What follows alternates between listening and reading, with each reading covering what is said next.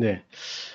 우리는 이 땅을 살아가죠. 이 땅 가운데 우리는 매일매일을 살아가는데 항상 우리의 마음 가운데 생각하는 것들이 있어요. 인류가 어찌 보면 시작하고 난 다음부터 지금까지도 계속되어지는 질문인 것 같은데 무엇이냐면 우리는 어떻게 이 땅에 있게 됐을까? 그리고 우리는 이 땅에서 어떻게 존재하고 되어지는 걸까? 그리고 이 땅은 어떻게 만들어진 걸까? 이러한 질문들을 되게 많이 하죠. 그런데 오늘 전도서에서 전도자는 그리고 지혜를 말하고 있는 전도자는 여러분이 다 아는 사실처럼 솔로몬이죠. 솔로몬이 이렇게 이야기하는 거예요. 내가 정말 이런저런 고민을 정말 많이 해보고 살아보았는데 나도 세상을 어떻게 되어질까 막 이런 것들을 다 해보고 막 그리고 우리는 솔로몬이 얼마나 대단한 왕인 줄 알잖아요. 구약에 나오는 인물들 가운데 어찌 보면 성경의 전체로 봐서는 가장 뛰어난 지혜를 갖고 있는 그런 사람이었을 거예요. 그럼 지혜를 갖고 있는 사람은 누구나 질문을 하거든요. 이 땅은 어떻게 움직여지는 거지? 물론 그 사람이 유대인이라고 할지라도 그리고 이스라엘 백성들을 다스리는 왕이라고 할지라도 율법이 그들 앞에 있다고 할지라도 일단 그 질문은 계속하면서 통치를 했을 거예요. 그리고 나라를 운영하고 주변에 있는 국가들과 이렇게 움직이는 가운데 어떻게 우리는 이렇게 있을 수 있지라는 고민을 했을 거예요. 근데 전도서라는 책은요. 잠언과는 조금 다르게 솔로몬의 거의 노후에 완전 그가 늙어가고 그리고 지혜가 점점점 많아졌을 때 젊은이들에게 해주는 책이 전도서거든요. 근데 그때 말하는 거예요. 내가 이런저런 정말 많은 고민을 해보고 해봤는데 이 세상이 어떻게 이렇게 되어지는지 그리고 아마 솔로몬의 이 고백 가운데 이 고백도 있었을 것 같아요. 내가 내 아버지 다윗 왕 이후로 통치를 해봤는데 이 이스라엘이라는 국가가 내가 어떻게 이러한 큰 영광을 누릴 수 있었는지 나는 이해할 수가 없다. 라는 말처럼 저는 보여서 오늘의 본문의 이야기가 하나님께서 하시는 일을 내가 아무리 파악해보고 물론 지금이야 우리가 솔로몬이 처음에 하나님과 어떻게 했고 그가 통치를 어떻게 했고 정치를 얼마나 잘했는지 이런 걸 평가할 수 있겠지만 그가 말년에 노년에 한번 자신의 인생을 돌아보며 왕으로서 그리고 개인의 인생사를 돌아보며 해봤는데 자신이 어떻게 이 별 볼 일 없었던 한 작은 국가인 바빌론처럼 뭐 대단한 문명을 갖고 있는 국가도 아니고 뭐 주변에 있는 국가들처럼 군사력이 뛰어난 국가도 아니었음에도 불구하고 어떻게 우리는 이렇게 부유함을 누릴 수 있었을까? 이런 생각 가운데 그가 내린 결론은 내가 이건 아무리 생각해 보아도 하나님께서 하신 것인데 하나님께서 어떻게 우리를 지금 이렇게 만들었는가는 내가 쉽게 판단할 수 없고 쉽게 그 답을 구할 수가 없구나라는 그런 말이거든요. 그런데 이 의미를 좀 더 확장시킬 필요가 있습니다. 우리는 유대인들은요. 다른 서양의 역사와 동양의 역사와 조금 다른 게가 있는 부분은 무엇이냐면 그들은 창조에 대한 고백을 갖고 있어요. 하지만 서양과 동양 어느 곳이든 이 땅은 어떻게 시작되었는가 심지어 인더스 문명이라고 말하는 그 인도도 나름의 생각을 하고 있지만 이게 그냥 상상 속에 나오는 이야기일 뿐 정확한 답은 쉽게 내려지지 않아요. 그래서 끊임없이 이 땅은 어떻게 구성되어졌고 어떻게 움직이는가 우리는 또 앞으로 어떻게 살아갈까에 대한 끊임없는 질문과 답을 찾아보고 그것이 또 틀리면 또 찾아보고 계속하는 과정들의 역사가 어찌 보면 전체 이 지구, 이 인류의 역사일 거예요. 동양은 철학적인 사고 안에 최종적으로 남겨진 게 성리학이라고 할 수가 있을 것 같고요. 서양 철학에서는 한 10여 년 전, 20여 년 전에는 최종의 철학은 과정 철학이라는 게 나왔었는데 지금은 그것도 넘어서서 뭐 융합하고 막 그 과학적으로도 융합하고 이런 얘기 많이 있잖아요. 그렇게 되어지긴 해요. 끊임없이 질문하고 끊임없이 대답을 찾고 또 고치고 이래요. 그런데 제가 이 질문을 하는 이유는 이 질문을 초기에 던지는 이유는 교회가 이 질문들에 대해서 어떻게 대답했는가를 좀 생각해 봐야 돼요. 교회는 이 땅의 근원적인 시작에 대해서 어떻게 설명하고 있었는가. 동양의 철학은 일단은 세계 주도하는 역사에서는 좀 뒤편에 있었기 때문에 밑받침을 주기는 한 것도 영향을 준 것도 있긴 하지만 아무래도 세상을 크게 움직이는 건 서양 철학이었기 때문에 서양사를 좀 봐야 되는데요. 서양의 르네상스라는 시대가 좀 다가오게 됩니다. 중세시대를 거치고 중세시대를 벗어날 때쯤에 인문학적인 찬란한 발전, 물론 교회 입장에 보게 되면 너무나 위축되어지고 교회가 대답을 못하는 그런 상황들이었었지만 르네상스라는 시대를 거치게 되고 그 시대를 거치면서 곧 계몽주의 철학 혹은 계몽주의 시대라는 시대를 보내게 됩니다. 이때 인류는요. 그리고 시기적으로 그때 산업혁명도 일어나고 지금 우리가 누리고 있는 대부분의 공산품들의 시작이 그때였기 때문에 인류는 뭔가 대단한 자신감을 갖고 있었어요. 그리고 그 자신감 속에서는 저는 어렸을 때 SF 소설을 참 재밌게 봤고요. 그리고 저는 어렸을 때 SF 만화 영화를 좋아하긴 했었는데 SF라는 그 개념 자체가 계몽주의 시대 때 엄청나게 사람들에게 인기를 끌었어요. 저 위에 달에 우리는 보통 저는 어렸을 때도 여전히 달에는 토끼가 이렇게 방아 짓고 있다고 믿었는데 물론 아폴로 13호였나요? 그렇게 달에 가고 뭐 했다고 하더라도 그냥 어른들이 그러니까 그냥 그런가 되고 그 SF 소설이 막 나오고 할 때쯤에 인류는 계속 이렇게 과학을 발전시키면 달에 갈 수 있을 것이고 달이라는 것이 사람들에게 상징하는 그런 여러 가지 요소는 인류가 점점 발전하는 거예요. 과학기술이 발전하고. 그리고 지금 대한민국의 이게 참 아픈 현실인데 원래를 따지면 대한민국이 현재 상황에서 굶어 죽는 사람이 없어야 정상이거든요. 근데 대한민국에 아직도 굶는 사람들이 있는 게 현실이죠. 근데 그 시대에요. 이게 농업 생산 기술도 발전하고 농수로를 넣는 것들 그리고 공장에 생산하는 것들이 발전하면서 인류는 그들이 꿈꿨어요. 17세기 이후로 정말 많은 사람들이 꿈꿨었어요. 계몽주의 시대를 거치면서 인류가 달을 정복하면 그 이후로는 우주로 나갈 수 있을 것이고 그러면 이 지구 안에서는 모든 사람들이 잘 먹고 잘 살 수 있을 것이다. 가난해서 굶어 죽는 사람 없고 모든 질병은 다 고칠 수 있는 그런 시대가 올 것이다. 그리고 우리 한글은 너무 쉬워서 한글의 문맹률은 한 5% 이하라고 하잖아요. 근데 외국은 영어를 쓰는 문화는 문맹률이 70%가 넘는 국가도 많고요. 그러다 보니까 근데 그 시대의 사람들이 생각할 때에는 지적인 부분도 철학이든 과학이든 모든 사람들이 알게 되어지면 합리적인 사고를 할 것이고 이 합리적인 사고 안에서 다른 사람을 괴롭히고 다른 사람을 죽이는 일은 더 이상 하지 않을 것이라는 부푼 기대를 갖게 돼요. 근데 그때쯤 교회는 답을 서서히 하지 못해요. 교회는 그때 하나님께서 이 역사를 어떻게 이끌어 가실 것인지 중추적으로 하나님께서 이끌어 가신다는 이야기를 쉽게 꺼내지 못해요. 그래서 교회는 도망가요. 철학적인 부분에서 숨어요. 그런데 그러면서 끝까지 우기는 거예요, 그냥. 그래도 하나님은 이 땅을 창조하셨어. 그래도 하나님은 이 땅을 인도하고 있어. 근데 이때쯤에 교회가 철학의 영향을 받아요. 그리고 철학이 어떤 대답을 해야 되니까 교회가 이 당시에 내놓은 대답은 신학적인 단어로는 이신론이라고 하는데 이신론은 뭐냐면 그 당시에 이제 과학이 한참 발전하고 있었고 지금도 스위스에서 나오는 시계가 최고가 맞나요? 잘 하여튼간 제가 아는 수준 안에서 하여튼간 스위스에서 나오는 몇몇 브랜드의 시계가 최고인 걸로 알고 있어요. 그리고 그 당시 한참 그 기술이 발전하고 하니까 시간이 틀리지가 않는 거예요. 계속 똑같은 시간으로 1년이 지나도 10년이 지나도 100년이 지나도 시계가 틀리지 않는 거예요. 그래서 어떻게 이 신론은 하나님에 대해서 생각을 하냐면 하나님은 이 땅을 창조하셨어요. 근데 이 땅을 창조하실 때 하나님은 너무나 완벽하게 해와 달과 별이 동일한 시간대에 뜨고 동일한 시간대에 움직이고 동일한 계절쯤에 봄, 여름, 가을이 오게 되고 위도에 따라서 뭐 이렇게 되어지는 거. 하나님은 완벽하게 이 땅을 창조하신 거예요. 그런데 이 신론은 뭐라고 말하냐면요. 하나님은 이 땅을 너무나 완벽하게 창조하셨기 때문에 이 땅의 역사에 개입하지 않으세요. 저 멀리 떨어져 있는 하나님이에요.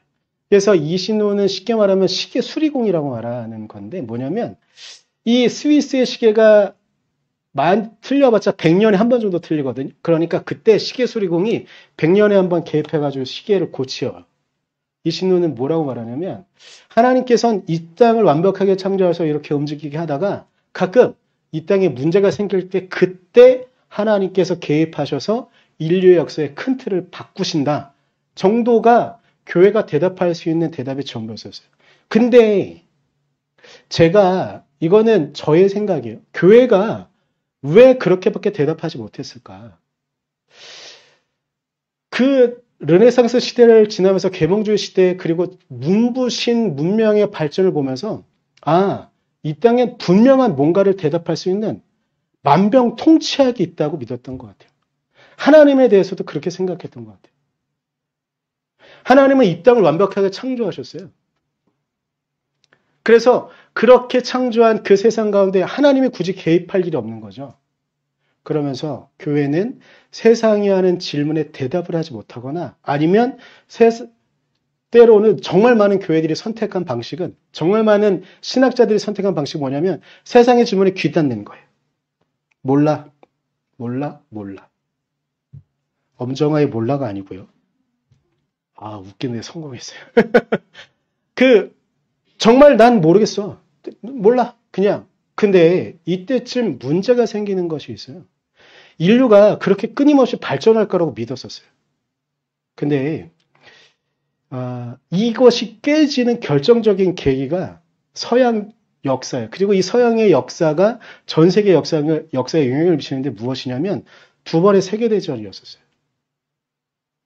그리고 철학을 공부하시는 분들이 있으면 저의 이 간단한 말들이 너무 짧은 대답일 수 있어서 그렇긴 하지만 이 사회 제도를 말하는 최종적으로 가장 뛰어난 사회 경제적인 제도를 말하는 가장 뛰어난 제도는 뭐냐면 사회주의였거든요. 우리가 보통 말하는 공산주의가 사회 경제를 주기에는 최종적으로 갈 수 있는 최종의 끝이 공산주의였었어요. 근데 그래서 그 당시에 지식인들이 정말 많은 사람들이 공산주의자가 된 거예요. 사회주의자가 된 거예요. 근데 실제로 공산주의 정권이 집권한 국가들이 있었어요. 소련, 중국 이런 국가들이 있었잖아요. 근데 시간이 지나고 나니까 2차 세계대전의 영향도 있긴 하지만 시간이 지나고 나니까 거기 안에 수없이 많은 사람들이 그냥 죽네요. 인권이 없어요. 분명히 사고로는 모든 사람들이 평등할 수 있다고 말하는 철학적인 사고 안에서는 가장 완벽한 제도가 사회주의인 것 같았는데 남녀의 차별도 없고 노소의 차별도 없고 인종의 차별도 없는 완벽한 세상인 것 같았는데 실상은 거기 안에서 정말 많은 사람들이 죽네요. 어느 날 갑자기 사라져요. 그리고 소련 안에서 정권이 집권하는데 수백만이 그냥 죽어요. 그냥 목숨을 빼앗겨요. 이런 현상은 어떻게 해결해야 되지? 사회 철학은 분명히 어떤 대답이 있다고 믿었고 그렇게만 하면 이 땅에 정말로 복지가 있을 수 있는데 현상적으로 두 번의 세계대전을 통해서 정말 많은 사람들이 같은 백인이 백인을, 같은 흑인이 흑인을, 같은 국가 안에 있는 사람이 형제가 형제를, 자매가 자매를, 부모가 자식을, 심지어 자식이 부모를 죽이는 상황을 목격하게 되는 거예요.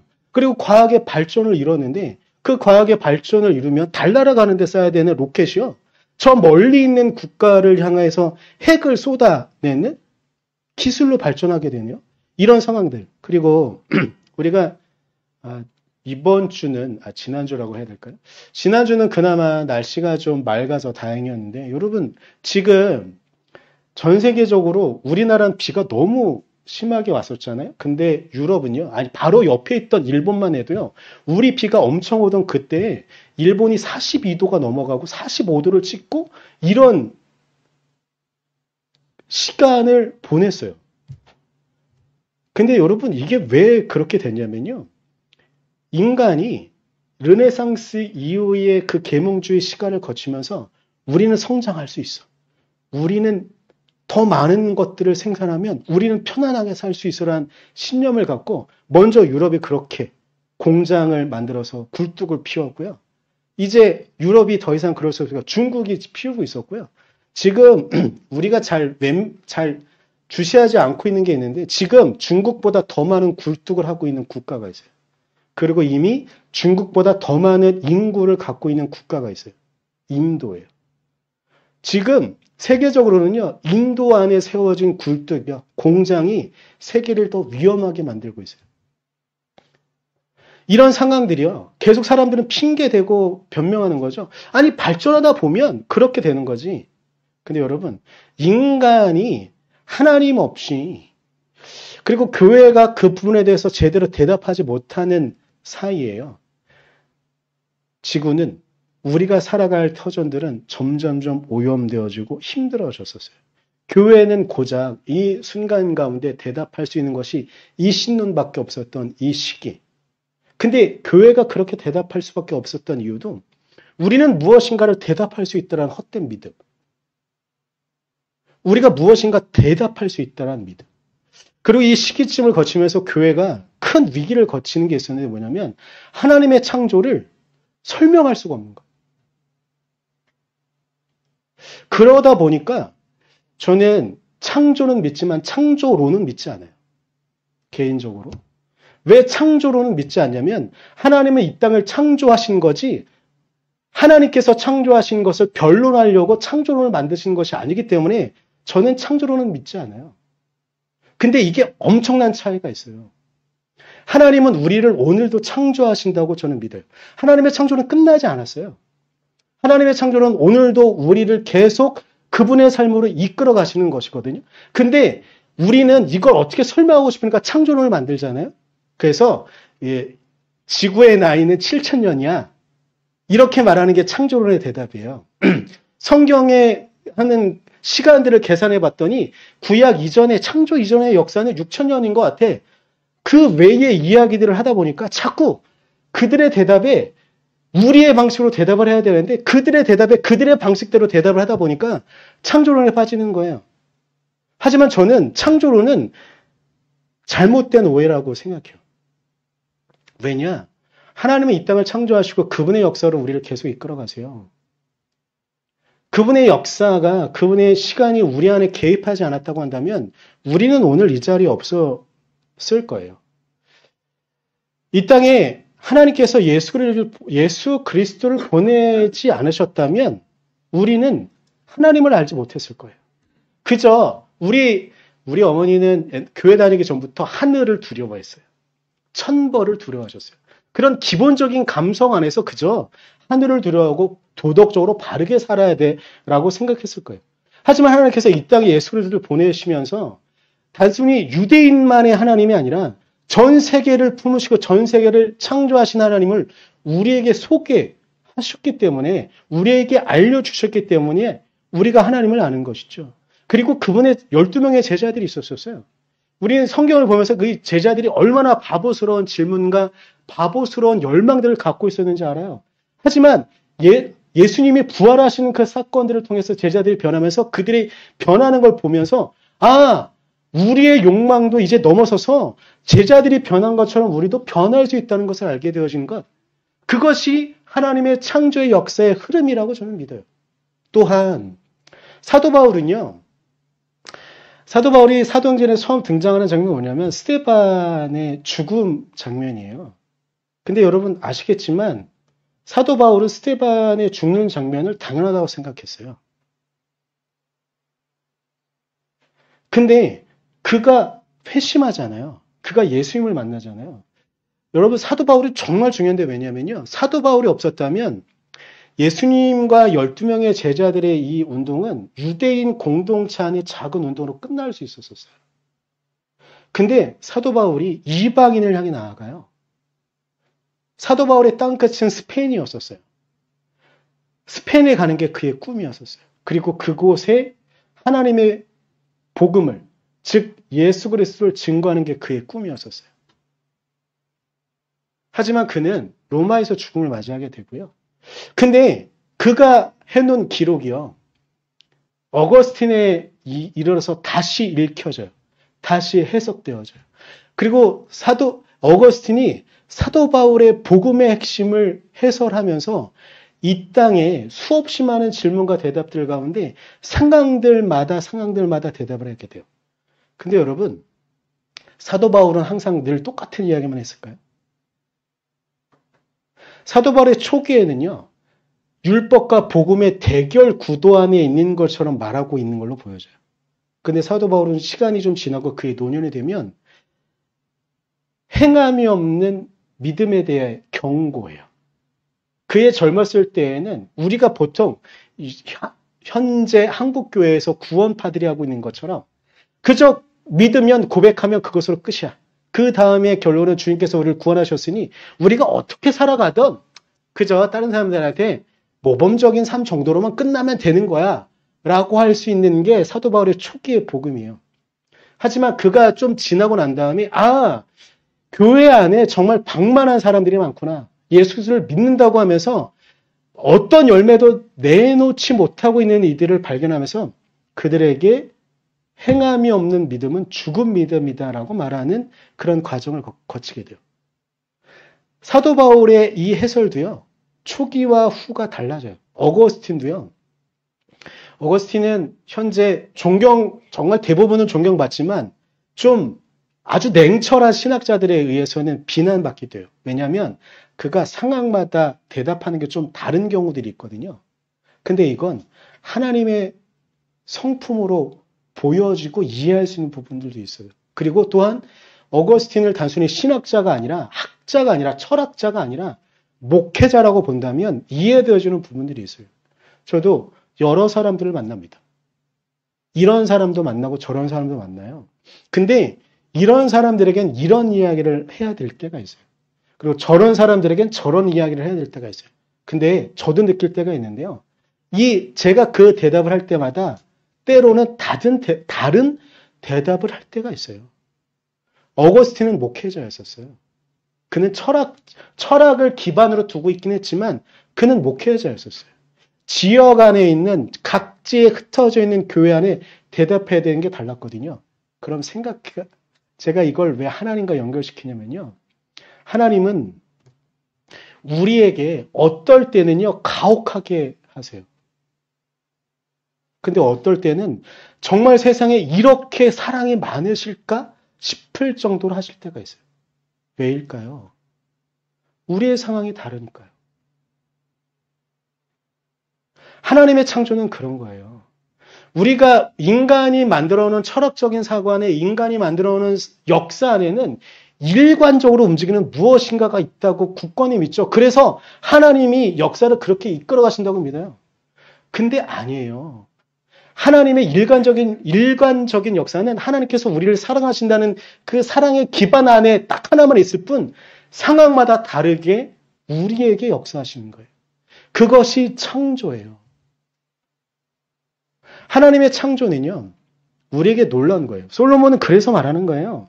어떨 때는 이렇게 역사하시고 어떨 때는 이렇게 역사하신 것, 나는 내가 노년을 살아오면서 내가 정말 많은 역사를 이끌어가면서 어떻게 이때 하나님께서 이렇게 역사하신 내가 짜놓은 구도 안에서는 이것이 틀린 대답이었는데 저도 정말 이런저런 목회를 하거나 교회에서 어떤 행사들을 하거나 예전에 있었던 행사들을 할 때 제가 준비한 것 이상의 결과가 나타나는 것들을 경험한 적도 있고요. 어느 날 정말 잘 짜놓은 어떤 시나리오가 있어 계획이 있었어요.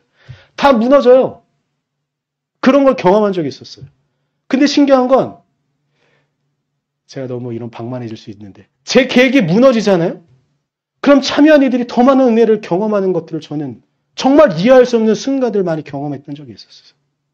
제가 요즘은 좀 덜하긴 한데 초기에 전도사 생활할 때 설교를 준비해서 올라가잖아요. 그때 처음에는 한 달에 한 번 설교를 했거든요. 근데 올라가서 너무 떨리는 날이 있어요. 이거 뭐지? 갑자기 아무 생각도 안 나는? 근데 제가 올라가서 설교를 하잖아요. 그럼 원래 중고등부 아이들은 아멘 잘 안 하는데 오히려 아이들이 아멘하고 교사들이 아멘해요. 제가 막 설교를 정말 잘 짜놓고 올라와요. 요즘도 그런 경우가 많이 있는데 그게 문제예요. 누구도 내 얘기를 듣고 있는 것 같지 않은 거예요. 저의 계획은 완전히 무너지는데 오히려 그때 정말 많은 사람들이 그리스도의 말씀을 느끼고 그리스도의 삶을 느끼고 그리스도의 십자가를 느끼는 상황들을 저는 쉼 없이 느껴요. 우리의 삶이라는 건 우리가 짜는 어떤 완벽한 각본 안에서 이루어지기를 생각할 수 있습니다.